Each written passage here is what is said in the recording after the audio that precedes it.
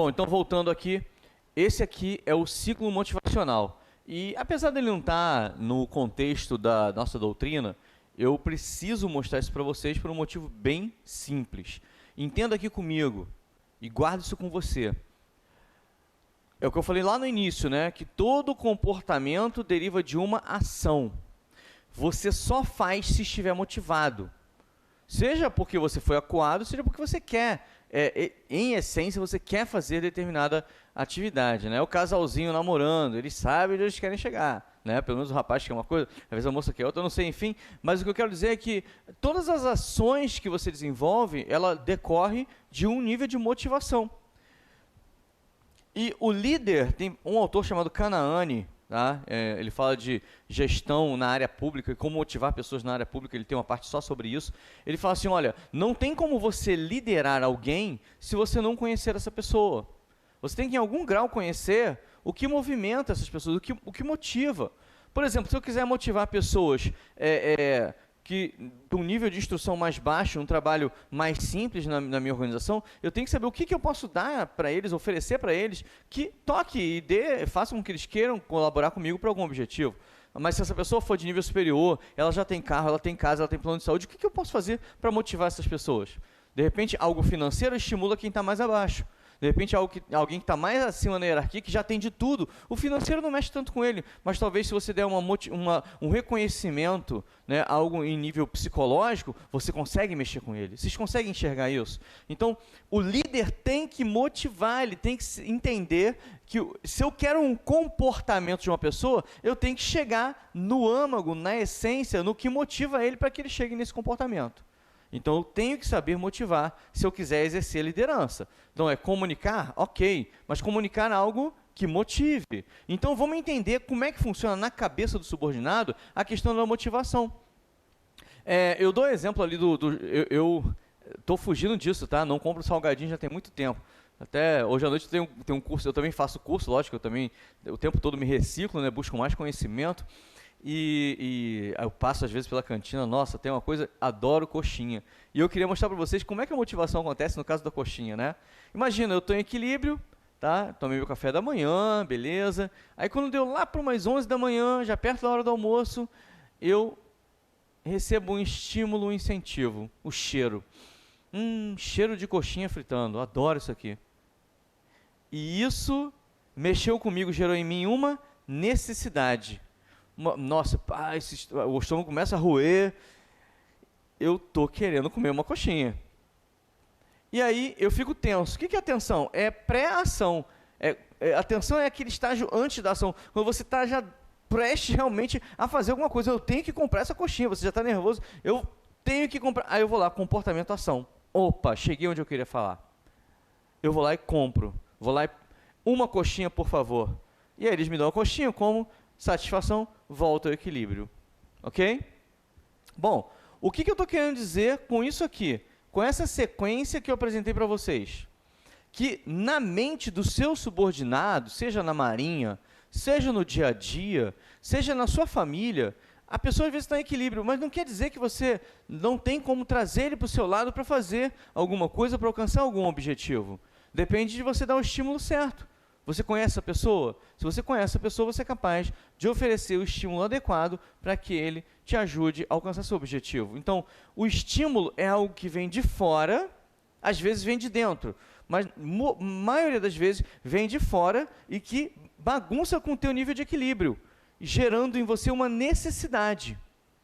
Então, você estava em equilíbrio, você tinha o seu trabalho lá, no seu emprego, feliz da vida, com o que você ganhava, com o que você fazia, e... de repente alguém foi lá e te apresentou e te mostrou, olha, você não quer fazer um serviço temporário na Marinha? É um negócio muito legal, muito estimulante, você aprender coisas totalmente diferentes, vai ter uma experiência muito enriquecedora e ele te apresenta aquilo como algo muito bom, o salário é muito legal e tal, e no fim você ganha uma indenização quando sai e tal, legal, quero isso aqui para mim, esse incentivo gera em você a necessidade, eu quero muito, eu quero ser oficial RM2, e aí... dessa necessidade, até então, só uma necessidade, eu não fiz nada. Mas quando ela gera atenção, eu quero ser oficial RM2. Como é que eu faço para ser oficial RM2? E você começa agora, da atenção, você começa um comportamento de ação. eu vou pesquisar os cursos que tem, eu vou pesquisar o que cai na prova, eu vou pesquisar, eu vou ouvir depoimento de quem passou, eu estou aqui, ó, comportamento, ação, estou agindo. Eu me matriculei num curso, estou estudando. E passo no meu concurso. Volto ao equilíbrio, me realizei. Novas experiências. No meio do caminho entre o comportamento e satisfação, pode haver algum problema? Pode. Digamos que você não estudou o suficiente. E aí houve um ruído. Não, eu não passei ainda. Então você não quer viver, lógico, com a insatisfação, com essa inconsistência interna de não ter alcançado. Então você vai e pode buscar uma compensação, por exemplo. Ah, mas apareceu um outro concurso aqui nessa área, cai liderança, vou lá, fiz, passei, legal, busquei a satisfação por um outro caminho. Ou, se eu não alcancei a satisfação aqui, eu vou ter que continuar no nível de comportamento até alcançar a minha satisfação e voltar ao meu equilíbrio, ok? Por que eu apresentei isso para você? Para dizer que você quer liderar alguém, você precisa comunicar e motivar. Para você comunicar e motivar, você tem que conhecer as pessoas que trabalham com você para poder saber qual tipo de estímulo, incentivo dar, que mexa com as necessidades deles e então leve a um comportamento ou ação, ok? Você tem que conhecer as pessoas. Dito isso, podemos finalmente entrar no nosso estudo da doutrina de liderança na Marinha do Brasil, ok? Vamos estudar a doutrina de liderança na Marinha do Brasil. O link eu passei lá no início da aula, mas tanto o manual da doutrina quanto a nossa apostilazinha maceteada, que é totalmente o manual da doutrina, só que com uma colocação de uma leitura mais facilitada, porque é isso que eu fiz ali na apostila de vocês, só para você entender. Às vezes você pega um manual, ele é muito fluido, ele é muito retilíneo, né? Ah, lê isso aí. E de repente eu pego ali, mudo um pouquinho a formatação, chamo a atenção, coloco em negrito alguns itens, coloco como tópicos numerados, para você ter facilidade de achar o que eu estou falando. E se eu faço isso, eu tenho certeza, você consegue ter mais links para guardar aquilo que eu estou te transmitindo. Então, por isso que eu mexi no manual e transformei ele tipo numa apostilazinha, tá? Mas ela é a mesma essência do manual, eu não modifiquei os contextos, os conteúdos, você pode confiar que ali está o seu manual, só que de uma maneira mastigadinha para você, tá? Então ele vai falar aqui, ó, elementos conceituais da liderança. O item 1.2, chefia e liderança, tá? Chefia e liderança, já falamos o que é chefia, já falamos o que é liderança, e agora vamos ver o conceito do Manual da Marinha sobre chefia e liderança. Ele fala aqui, chefia, comando ou direção. Repare que, quando eu falei de chefia, eu remeti vocês a um organograma. Estão lembrados? Esse organograma colocava você dentro de um cargo. O cargo do chefe estava acima de outros cargos. Tudo bem? Da mesma maneira, o comandante, o diretor, ele também. Por que, Jonas? Mas então, qual a diferença de chefia para comando ou direção? Por que ele falou só de chefe? Por que ele falou chefia, comando ou direção?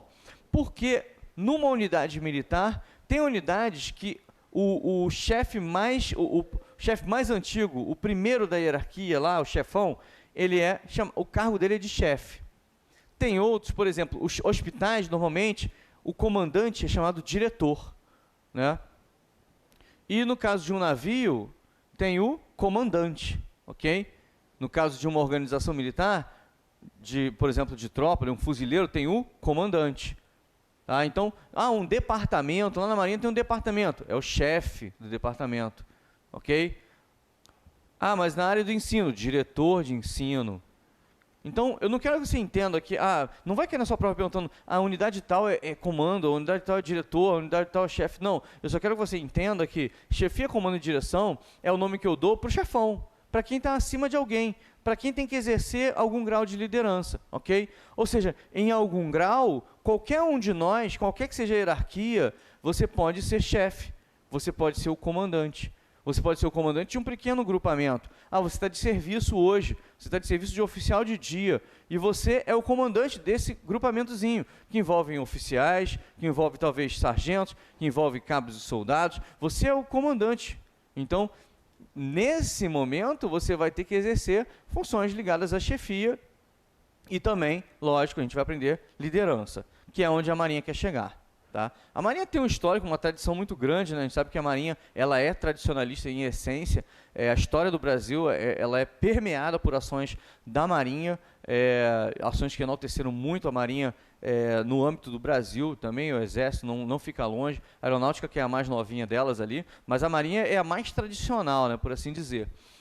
E quando você vê o conceito de chefia eles abordando, isso mostra chefia e liderança, isso mostra que eles querem traduzir que, apesar de ser uma organização tradicional, né, hierarquicamente valorizando a questão da hierarquia e da disciplina, né, que são as bases de qualquer força armada, militar, apesar disso, a hierarquia e disciplina, o chefe, ele aparece muito claro na hierarquia e disciplina, mas isso só não é suficiente hoje. Eu quero que o chefe também seja líder, entenda a necessidade de liderar e de estar à frente de pessoas e motivar pessoas. Legal? Daí o conceito de motivação que a gente falou agora há pouco.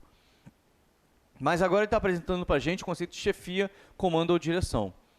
O exercício da chefia, comando ou direção é entendido pelo conjunto de ações e decisões tomadas pelo mais antigo. O mais antigo é o primeiro da hierarquia, né? Aquele que está no topo da cadeia alimentar lá, no topo daquele organograma, aquele que está no topo, que está acima de outras pessoas, hierarquicamente. Então, conjunto de ações e decisões tomadas pelo mais antigo, com autoridade para tal. Opa, peraí, então ele é mais antigo, ele tem autoridade. Se ele tem autoridade, significa, eu falei para vocês, autoridade deriva do cargo. Autoridade é formal, ou seja, ele está tomando decisões, ações e decisões, porque hierarquicamente ele está acima das outras pessoas, mas não só isso, ele tem autoridade para isso. O cargo dele espera isso dele. Como assim, Joelson? Olha, não adianta, o meu cargo é diretor financeiro. Eu posso tomar uma ação ou uma decisão na área de marketing? Não posso, porque eu não tenho autoridade para isso. Por que eu não tenho autoridade para isso? Porque, apesar da minha hierarquia ser alta, o meu cargo me dá autoridade na área financeira. O meu cargo é do financeiro. O cargo do diretor de marketing é que manda no marketing. Da mesma forma, uma organização militar, ela vai ter o conjunto de ações e decisões que vão ser tomadas pelo mais antigo, ok, mas com autoridade para tal, ou seja, no cargo dele, ok? Na sua esfera de competência, a fim de conduzir de forma integrada o setor que lhe é confiado. Veja, aqui ele acabou de jogar dentro de um cargo, num organograma de uma unidade militar. Tudo bem? Então, a chefia, ela é formal, ela envolve ações, envolve decisões de uma pessoa que tem a autoridade dentro de uma esfera de competência no setor que lhe é confiado. E como oficial RM2, você com certeza vai ser colocado para chefiar algum setor, não tenha dúvida disso. 2 papéis funcionais dos mais antigos. Olha, o mais antigo, Joelson. O que é o mais antigo? O mais antigo é aquele que hierarquicamente está acima de alguém. Então, digamos lá que tenha um setor que não tem oficial. Então, o mais antigo é um sargento e ele tem abaixo dele alguns cabos e mais alguns soldados. Ora, então, o chefe desse setor é o sargento. Ele é o mais antigo, ok? Boa parte dos chefes de setor, dos setores mais assim rotineiros, vão ser tenentes, como o caso do RM2. 2 papéis funcionais dos mais antigos. No desempenho de suas funções, os mais antigos normalmente desempenham 2 papéis funcionais, a saber, o papel de chefe e o papel de condutor de homens. Que interessante, né? O chefe, que deriva do cargo, ok? O condutor de homens está à frente de pessoas, decide, as suas decisões influenciam pessoas, ok? Direcionam pessoas. Vamos ver agora o papel do chefe, ok? Chefe, autoridade formal, mas responsabilidade da função pelo posto. Olha só, pessoal, o papel do chefe. O chefe, a chefia, não deriva de um cargo que a gente falou lá. O chefe não é formal. Olha, então o chefe ele tem a autoridade formal e junto com a autoridade ele tem a responsabilidade do posto. E cabe aqui um paralelo para você, e entenda isso, você é chefe, você tem autoridade formal, e essa tua autoridade em algum momento, em algum grau, você pode, talvez até, delegar alguma coisa que era da sua função, da sua esfera. Por exemplo, eu tenho que coordenar aqui 100 pessoas, mas eu não consigo olhar todos os 100. Então, eu chamo alguns subordinados meus e falo, olha, você cuida dessa parte, e você dessa, e você dessa. Eu deleguei. Quando eu delego para alguém, eu entrego sobre aquela pessoa autoridade para ele agir, decidir, e também responsabilidade, porque ele tem que prestar contas. Ok? Então, você pode entender aí. Delegação é o reconhecimento de uma pessoa, que ela tenha competência. Então, eu distribuo atribuições para ela, para aquela pessoa, e nessas atribuições vão ter autoridade sobre alguma coisa, responsabilidade também, ou seja, o dever de prestar contas. Agora, nunca esqueça isso. Se você designou alguém para alguma coisa, deu para ele autoridade e responsabilidade sobre alguma coisa, isso não tira de você, como chefe, a responsabilidade. Como assim, Joelson? O que eu quero dizer é que você sempre vai responder pelaquilo que você foi colocado a fazer. Mesmo que você tenha colocado outra pessoa, cabe a você controlar, acompanhar, porque quem está acima de você vai te cobrar. E você tem que ser capaz de prestar contas para aquela pessoa. Ou seja, a sua responsabilidade não fica diluída se você terceirizar, se você delegar alguma coisa para alguém. Tá ok? E ainda vem um paralelo, né? Que nem tudo você pode delegar. Porque às vezes você está delegando porque você está sendo omisso, né? Então, você está passando a sua atividade para os outros. Não, eu estou entendendo que, muitas vezes, você, para melhor gerenciar, você delegou alguma coisa para algumas pessoas. Isso, agora, chama atenção, mesmo que você delegue para alguém determinadas atribuições, e, naturalmente, ele vai, então, ter autonomia, vai ter autoridade e responsabilidade sobre aquilo, isso não diminui e nem dilui a sua responsabilidade. Você sempre vai ter que prestar contas pelo aquilo que você foi colocado a fazer, ok? Então, você tem que controlar aqueles que são subordinados a você. Então, o papel do chefe, ele tem autoridade e responsabilidade. Então, já tínhamos falado sobre isso. Chefe, autoridade formal e responsabilidade da função e do posto. Da função, como assim a função? Aquele exemplo, né? A função seria o chefe do departamento financeiro e do posto. Não, mas vamos trazer para um quartel? Chefe, olha só, vamos lá, um exemplo aqui, tá? De um quartel, legal? Todo quartel vai ter que ter esse setor aqui. Não, talvez a Marinha, ou dependendo do quartel, o nome seja um pouco diferente, mas chefe da seção de pagamento de pessoal. O chefe da seção de pagamento pessoal, da pagadoria, como alguns chamam. Então, o chefe da seção de pagamento de pessoal é uma função dentro de um organograma. Então, em dado momento, vai ter lá o chefe da seção de pagamento de pessoal, ok?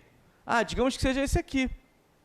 Então, ele é o chefe da seção de pagamento de pessoal. Esse chefe, isso é a função dele. E o que é o posto? O posto é a patente. Como assim a patente? Ele é um capitão.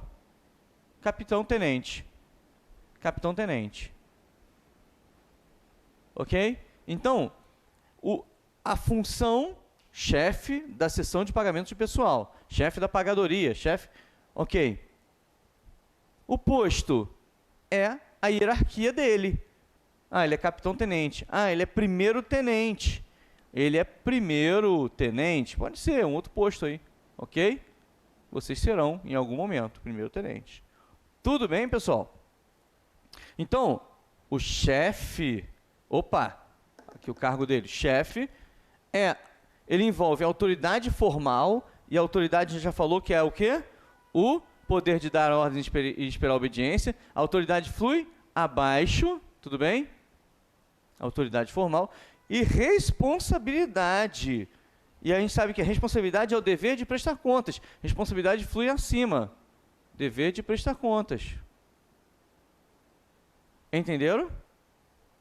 Tudo bem? Chefe tem autoridade formal e responsabilidade. Decorrente da função... chefe da seção de pagamento pessoal. E do posto, a patente dele. Tudo bem, pessoal? Tranquilo até aí? Eu sei que, para quem nunca estudou isso, pode ser um pouquinho puxado de início, mas é uma matéria que flui, e se você vier comigo, eu tenho certeza, você não vai perder nenhuma questãozinha da sua prova, tá? Vamos lá. Prevalece a autoridade advinda da responsabilidade atribuída à função, ou seja, autoridade e responsabilidade que decorrem da função. Ele fala que a autoridade advém da responsabilidade, ou seja, você foi colocado sobre alguma coisa. Então você vai prestar contas também, tá? Então, dessa responsabilidade que você foi colocado, você tem uma autoridade também para desenvolver. Prevalece a autoridade advinda da responsabilidade atribuída à função, chefe da seção de pagamento pessoal, chefe da seção de pessoal que cuida da contratação, da demissão, da renovação dos contratos, do pessoal, claro, associada com aquela decorrente do seu posto. Ou seja, existe autoridade e responsabilidade que veio da função, existe autoridade e responsabilidade que veio do posto ou graduação. A graduação, quem tem graduação são as praças. Isso vocês vão ter uma aula só sobre isso. Quem são as praças? Ah, são, tá, grosso modo, tá? São os sargentos, os cabos e os soldados. Soldados, ou os marinheiros. Ok? Então, a graduação são as praças, tá? E o posto são os oficiais. Que se divide lá, né? O oficial subalterno, oficial intermediário. Oficial subalterno são os tenentes. O RM2 no caso, oficial subalterno. O intermediário é o capitão. Eu, no caso, no Exército, sou capitão, sou oficial intermediário. E os oficiais superiores, que são os majores, tenente-coronel, coronel. No caso da Marinha, tem o capitão de corveta, fragata, mar e guerra. Tá? E tem os oficiais generais, que são os almirantes, no caso da Marinha. No Exército, são o que a gente chama de generais, pura e simplesmente. Tá? Ó, eu não estou para dar aula de hierarquia aqui, eu só quero dizer que a sua hierarquia e a sua função são um grande peso, tá, para você exercer o papel de chefe. Tá? Então, quando ele fala aqui aqui, ó, por exemplo, a função e o posto, não é isso? O posto, a hierarquia, a função, o seu cargo, ok? Então, a autoridade e responsabilidade da função, tá? E a autoridade e responsabilidade do posto, ok? Então eu tenho os dois eu tenho. Mas, João, peraí, então você tem algumas autoridades e responsabilidades, que você tem vários níveis de autoridade e de responsabilidade, uns derivam da função, outros derivam do posto, é mais ou menos isso. Porque, por exemplo, dentro do teu setor, você está na sua função. Você tem autoridade, ou seja, você está acima de alguém, você manda em alguém, né? Você pode dar ordens pela obediência de alguém, e você presta contas também a alguém, dentro da sua função, na sua seção, mas também no posto. Então, você saiu da sua seção e você está deslocando-se pelo quartel e você viu uma coisa acontecendo, algum problema, e na sua hierarquia você tem ascendência para interferir ali, e você vai lá, decorrente do seu posto, você tem autoridade e responsabilidade. Ei, para de fazer isso aí está errado? Pode ir parando. Vamos ver quem é o teu responsável, quem é o responsável por esse setor aqui. Quem é o chefe desse setor aqui? Vamos chamar lá. Olha só, estava vendo aqui um problema acontecendo. Veja, o posto influenciando a sua ação. Tudo bem? Então você tem autoridade e responsabilidade, que decorre da função, autoridade e responsabilidade, que decorre do posto, da sua hierarquia. Ok? É claro que ninguém é omisso se você vê um problema acontecendo, mesmo que a sua hierarquia não lhe permita interferir diretamente, você pode interferir indiretamente, né? Isso é uma questão de responsabilidade, né? Você observar uma coisa errada, você tem que falar, mas muitas vezes você não pode entrar dando uma ordem, interferindo naquilo, ok? Então, prevalece a autoridade advinda da responsabilidade atribuída à função com aquela autoridade e responsabilidade decorrente do seu posto ou graduação, a qual passaremos a definir genericamente como chefia. Ok? Chefia. Então, a chefia envolve a autoridade e responsabilidade da função e do posto. O papel de condutor de homens é o líder. Porque quando você conduz homens no aspecto mais genérico da palavra, né, porque na verdade é homem e mulher, a gente está falando de forças armadas, e temos na hierarquia segmento feminino e masculino, na Marinha, principalmente em todos os níveis hierárquicos, acredito que, inclusive no nível de oficial general, que são os almirantes, né, já tem uma comandante, se não me engano, oficial general, almirante. E está aqui, ó, o papel de condutor de homens é o líder, capacidade individual dos mais antigos em influenciarem e inspirarem seus subordinados. Então, veja, olha aqui a influenciação. Lembra que eu falei para vocês que liderança é capacidade de influenciação? Está aqui, influenciação. E inspirarem seus subordinados. Ok? Tudo bem, pessoal? Vamos lá. Conceito de comandar. Então, a gente falou do chefe. Agora, o que é comandar? Aí ele agora já começa a se diferenciar. Ele fala que comandar é exercer chefia com liderança para cumprir uma missão. Chefia mais liderança para cumprir uma missão. Ou seja, é algo que é inerente ao posto, à função, mas também é algo que é inerente à capacidade de conduzir pessoas. Comandar é exercer a chefia e a liderança, a fim de conduzir eficazmente a organização no cumprimento de uma missão. Não está aqui o resumo. Comandar igual chefia mais liderança para cumprir uma missão.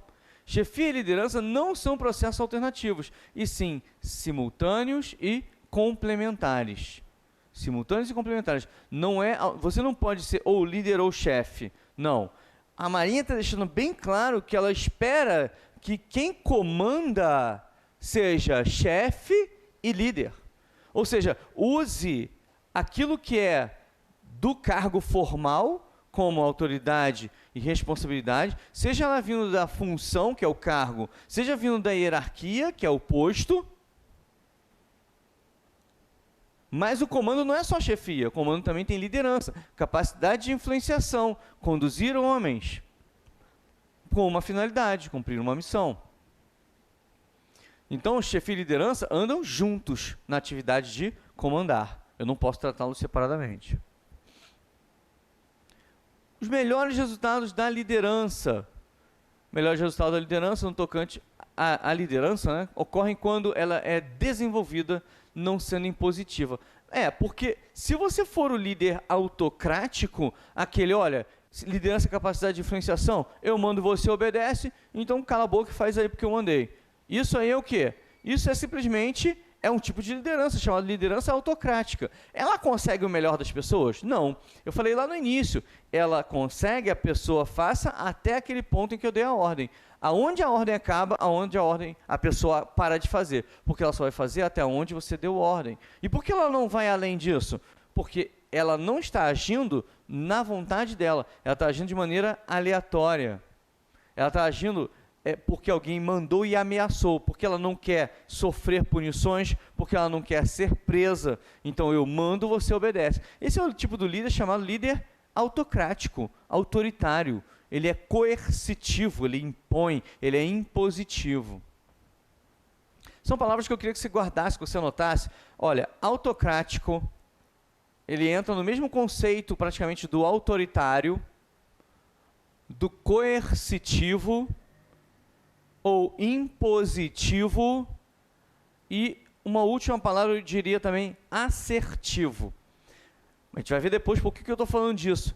Mas o grau de assertividade é o grau em que eu estou disposto a impor a você a minha vontade. Esse é o meu grau de assertividade. Agora, existe o grau de cooperatividade. O grau de cooperação é o grau em que eu estou disposto não a fazer a minha vontade necessariamente, mas a fazer aquilo que eu entendo que alguém diz ser o melhor. Então não é a minha vontade, é a vontade de uma outra pessoa ou da organização. Isso é ser cooperativo. Quando você atua numa coletividade, que é o caso das Forças Armadas, é muito importante ser cooperativo, ok? Mas, no exercício da chefia e da liderança, ou seja, no exercício do comando, você também vai ter que ser capaz de impor às pessoas diretrizes, direcionamentos, direcionadores que vão alinhados com a missão da organização. Ou seja, vai ter situações que você vai ter que mandar. E ali, nesse aspecto, você está impondo algum nível de pensamento que você entende ser o mais correto e está impondo a sua vontade. Mas como é que você vai fazer isso chegar às pessoas? É com base na ordem, na imposição? É no autoritário, no autocrático? Ou vai ser desenvolvendo o melhor das pessoas? Por meio de motivação, ou seja, por meio de liderança. Você vai usar só o poder do seu cargo ou você vai usar a capacidade de influenciação que vem da liderança? Essa é a pergunta que ele está fazendo aqui. Então, ele fala, olha, o ideal é que a liderança seja desenvolvida, ou seja, eu trabalhe isso nas pessoas, eu traga as pessoas para o meu lado, eu desenvolva nas pessoas o interesse em ir comigo, ao invés de eu impor.